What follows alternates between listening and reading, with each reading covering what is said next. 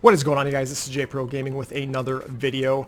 This video is going to be my fourth inning predictions, which drops on Friday. Today is Sunday the 24th.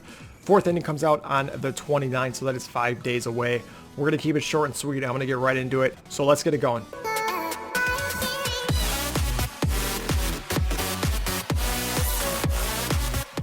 Alright, so MLB The Show dropped some hints on Twitter.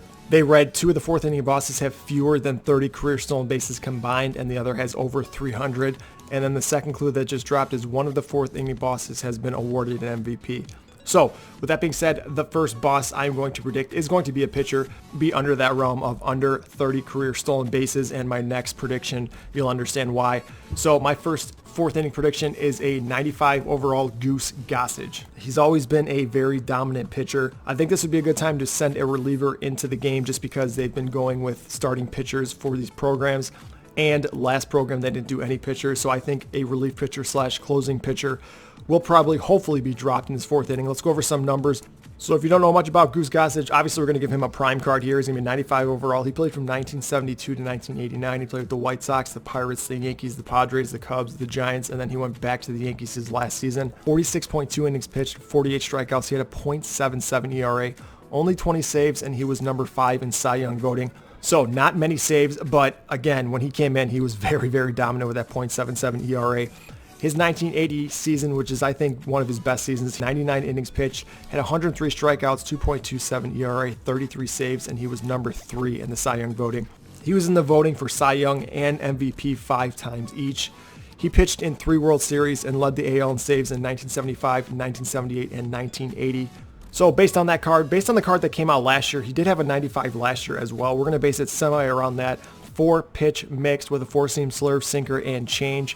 We're going to give him the outlier quirk, so that 4-seam is going to be touching 102. He's got a 4-seam at 99, slurve at 87, sinker at 95, and change at 86. We're going to put his stamina at 35, hits and Ks per 9 at 120, 62 walks per 9, 84 home runs per 9, 125 pitching clutch, 75 control, 99 velo with 92 break. These Goose Gossage cards are usually pretty tough to control, so we're going to up his control a little bit from last year's game.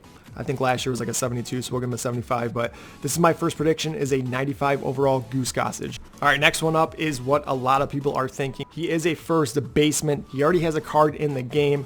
He was actually in that first pack, so if you pre-ordered the game, you got him in that pack. He was one of those selections. My second prediction is a 95 overall David Ortiz Silver Slugger card. David Ortiz was a fun player to watch. Never won an MVP, which is surprising with all the accolades and all the numbers that he put up. Never won an MVP. Here's some information on David Ortiz. He played from 97 to 2016. He started off with Minnesota for about 4 years and then went to Boston the rest of his career. This will be based around his 2005 season. He was second in the MVP voting that season. He had 300, he had 47 home runs, 148 RBIs. He was a 10-time All-Star in his career. He was in MVP voting 8 times, a 7-time Silver Slugger award winner. His career numbers, he had 286, 36 home runs, 119 RBIs.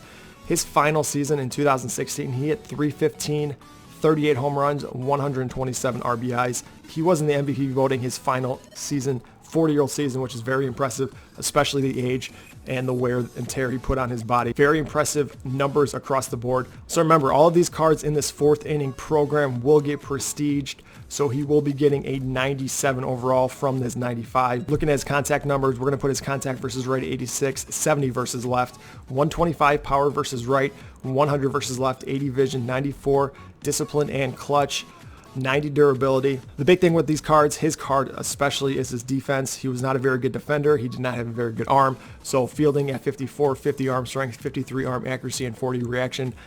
Obviously not a base running threat at 35 speed, 0 stealing, and 0 base running aggressiveness. He will be playing first base as his primary and his only position. Numbers could fluctuate a little bit. I would love to see a Silver Slugger David Ortiz in the game. So the third and final prediction is an old timer. He was in the game last year. He is an outfielder. He played for the Detroit Tigers and the Philadelphia Athletics. It's going to be a 96 overall Ty Cobb. Let's go over here some of his accolades throughout his career. So he played from 1905 to 1928, like I just said, with Detroit and the Philadelphia Athletics at the time. In 1911, he hit .419. He was in the dead ball era, so he only had 8 home runs and 127 RBIs with 83 stolen bases, 47 doubles, and 24 triples. He was the MVP that season. He was a 12-time batted title champion.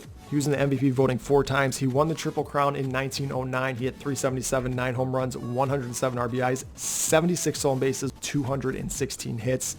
His career average numbers, 366, 6 home runs, 104 RBIs, and 48 stolen bases.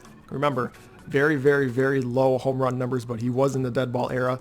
Not a lot of people were hitting a lot of home runs. Here are the numbers on Ty Cobb. He did get a signature series card last year, and he did have very, very good numbers on that card. I'm still going to give him a 96 for this overall card. I think he maybe will get a signature series card. What I think they're going to do is give out high overalls. I did not expect a Chipper Jones last inning, so that is why I bring David Ortiz. That's why I'm bringing in Ty Cobb here, based on the hints they're giving and who I think will be obviously in the program. So with that being said, I think these players will be getting signature series cards down the road, but we'll see. Contact versus right and left at 125, 78, 77 power. Remember, he's right on that verge of that 80 threshold. So if you prestige him, it'll get him above that 80, and he'll have 80 from both sides. 114 vision, 94 discipline, 89 clutch, 80 bunting, and 76 drag bunt. I never put bunting in here because it's never been a priority stat, but he is one of those players that would definitely be a statistical category for a player that can do that. 90 durability, 87 fielding, only 68 arm strength, 67 arm accuracy, 86 reaction, then 99 speed across the board at stealing and base running aggressiveness. Remember, he'll get a +3 if you prestige him in every statistical category.